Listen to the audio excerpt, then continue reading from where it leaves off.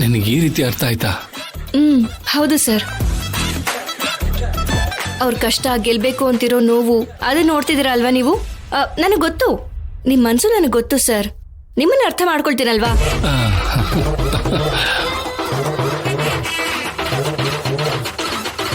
ನಿನಗೆ ನನ್ನ ಕಷ್ಟ ಅರ್ಥ ಆಗ್ತಿಲ್ವಲ್ಲ, ಏನ್ ಮಾಡಕ್ಕಾಗುತ್ತೆ? ನನಗೂ ಕೂಡ ನಿಮ್ ಹಾಗೇನೆ ಅವ್ರ ಆಸೆಗಳನ್ನ ಬಿಟ್ಟು ಬೇರೆ ಏನೂ ಕಾಣಿಸ್ತಿಲ್ಲ ಸರ್.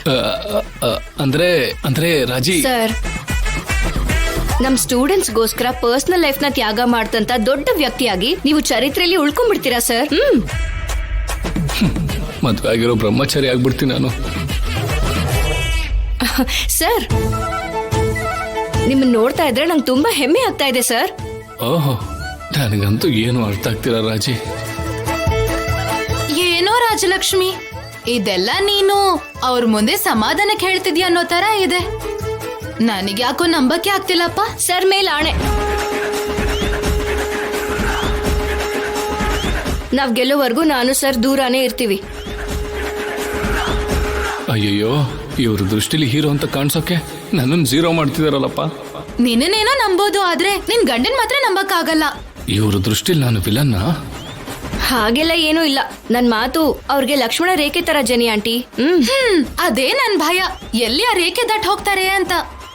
ಅಷ್ಟು ನಂಬಿಕೆ ಇಲ್ದೆ ಹೋದ್ರೆ ಅವ್ರಿಗೂ ನನ್ಗೂ ನೀವ್ ಕಾವಲಾಗಿದ್ಬಿಡಿ, ಸರಿನಾ? ನಿಮ್ 2 ಕಣ್ಗಳು ಸಾಲದೆ ಹೋದ್ರೆ 4 CC ಕ್ಯಾಮ್ರಾಗಳನ್ನು ಕೂಡ ಫಿಕ್ಸ್ ಮಾಡ್ಬಿಡಿ.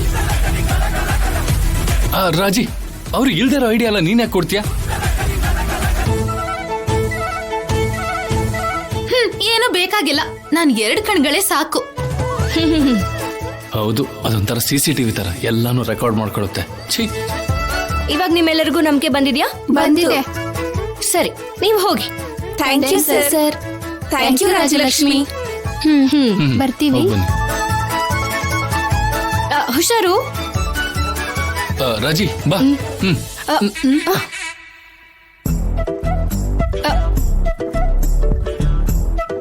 ನೀವ್ಯಾಕೆ ಹಿಡ್ಕೊಂಡಿದ್ದೀರಾ? ಬಿಡಿ ಕೈನಾ. ಬಾ ರಾಜಿ. ಅದನ್ನ ಹೇಳ್ಬೇಕಾಗಿರೋದು ನಾನು. ಏನು? ಯಾಕೆ? ಏನ್ ಹೊಸ್ದಾಗ್ ಕೇಳ್ತಾ ಇದ್ಯಾ? ಈಗ ತಾನೇ ಮಾತ್ ಕೊಟ್ಲಲ್ವಾ ನಮ್ಮಿಬ್ರ ಮಧ್ಯೆ ಏನೂ ಇಲ್ಲ ಅಂತ. ಏನ್ ರಾಜಲಕ್ಷ್ಮಿ? ಹೌದು ರೀ, ಗೇಮ್ ಗೆಲ್ಲೋವರೆಗೂ ನೀವು ನಾನು ಗಂಡ ಹೆಂಡತಿ ಅಲ್ಲ, ಕೋಚ್ ಸ್ಟೂಡೆಂಟ್ ಅಷ್ಟೇ. ರಾಜಿ, ಇದೇನ್ ಶಿಕ್ಷೆನೋ ಇಲ್ಲ ನನಗೆ ಕೊಡ್ತಿರೋ ಪರೀಕ್ಷೆನೋ ಗೊತ್ತಾಗ್ತಿಲ್ಲ. ಸರ್, ಸ್ವಲ್ಪ ದಿನಗಳು ಮುಗ್ದೋಗುತ್ತೆ ಸರ್. ಅವಲಾಗಲ್ಲ, ಒಬ್ನೇ ಮಲ್ಕೊಳ್ಳೋದು ಕಷ್ಟ. ಜೊತೆಲ್ ಮಲ್ಕೊಂಡ್ರೆ ಇನ್ನೂ ಕಷ್ಟ ಅಲ್ವಾ? ರಾಜಲಕ್ಷ್ಮಿ, ನೀನ್ ಗೆಲ್ಬೇಕೋ ಬೇಡವೋ? ಬೆಳಗ್ಗೆಯಿಂದ ಸಂಜೆ ತನಕ ಡ್ಯೂಟಿ ಮಾಡ್ತಾನೆ ಇದ್ರೆ ಸುಸ್ತಾಗಲ್ವಾ ಪಾರ್ವತಿ? ಸೀನು, ನೀನ್ ಹೋಗ್ ಮೊದ್ಲು ಸ್ನಾನ ಮಾಡ್ಕೊಂಡ್ ಬಾ. ನಿನಗಿಷ್ಟ ಅಂತ ಟೊಮೆಟೊ ತೊಕ್ಕು, ತರಕಾರಿ ಸಾರು, ಹಪ್ಳ ಕೂಡ ಕರ್ದಿಟ್ಟಿದೀನಿ. ಹೊಟ್ಟೆ ತುಂಬಾ ಊಟ ಮಾಡುವಂತೆ. ಹೋಗು. ನನ್ಗೆ ಹಸ್ವಿಲ್ಲಮ್ಮ. ಯಾಕೆ ಹಸ್ವಿಲ್ಲ? ಕೆಲ್ಸ ಸಿಕ್ತು ಅನ್ನೋ ಖುಷಿನಲ್ಲಿ ಹೊಟ್ಟೆ ತುಂಬಿಟ್ಟಿದ್ಯಾ? ಅಲ್ಲಮ್ಮ, ನೀನೇನು ಮಾತಾಡ್ಬೇಡ್ವೋ.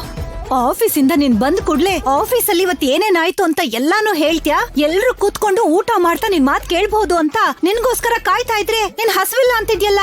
ಅದು ಹಸ್ವಿಲ್ಲ ಅನ್ನೋ ಕಾರಣಕ್ಕೋ ಅಥವಾ ತಿನ್ನಕ್ ಇಷ್ಟ ಇಲ್ಲ ಅಂತಾನೂ ಗೊತ್ತಾಗ್ತಿಲ್ಲ. ಆಯ್ತು ಬಿಡು. ಈಗ್ಲೇ ಇಲ್ಲೇ ಒಂದು ವಿಷಯ ಗೊತ್ತಾಗ್ಬೇಕು.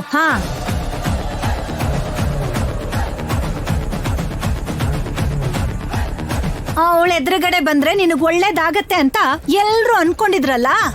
ಇವತ್ ಯಾರ ಎದುರುಗಡೆ ಬಂದಿದ್ದಕ್ಕೆ ನಿನಗ್ ಒಳ್ಳೇದಾಯ್ತು ಅನ್ನೋದನ್ನ ಹೇಳು.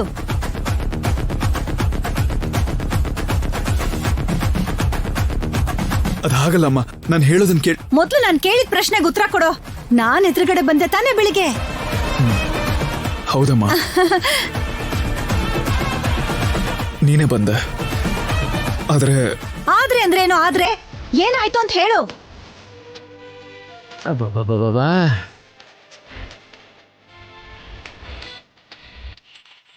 ಅವ್ನೇನೋ ಹೇಳ್ಬೇಕು ಅಂತಿದ್ದಾನಲ್ವಾ, ಹೇಳಿ ಬಿಡು.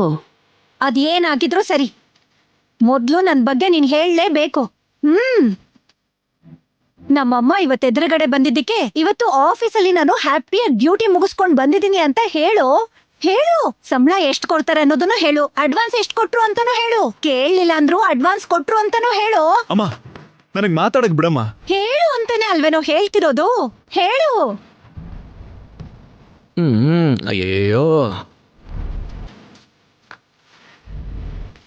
ನೀನ್ ಎದುರುಗಡೆ ಬಂದಿದ್ದಕ್ಕೆ ನನ್ಗಿದ್ದಿದ್ದ ಜಾಬು ಹೋಯ್ತು.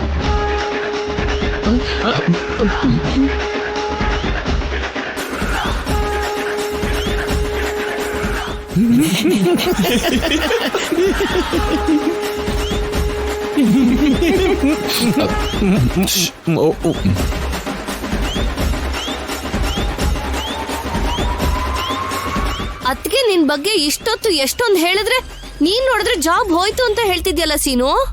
ನಿಜವಾಗ್ಲೂ ಹೋಯ್ತು ಅತ್ತೆ.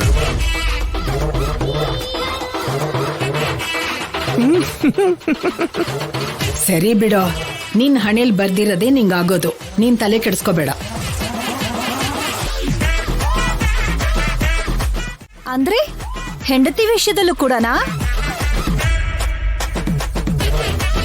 ಆ ವಿಷಯ ಮುಂಚೆನೆ ಗೊತ್ತಿದ್ರೆ ನಿನ್ನ ಆಚೆನೆ ಬರೋಕ್ ಬಿಡ್ತಿರ್ಲಿಲ್ಲ ನಾನು. ತಮಾಷೆ ನಿಲ್ಸಿ ಮೊದ್ಲು.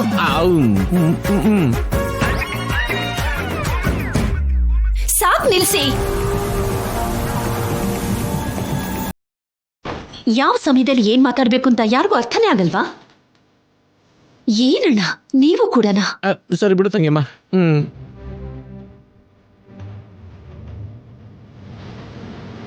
ಸೀನು, ಧೈರ್ಯವಾಗಿರಪ್ಪ.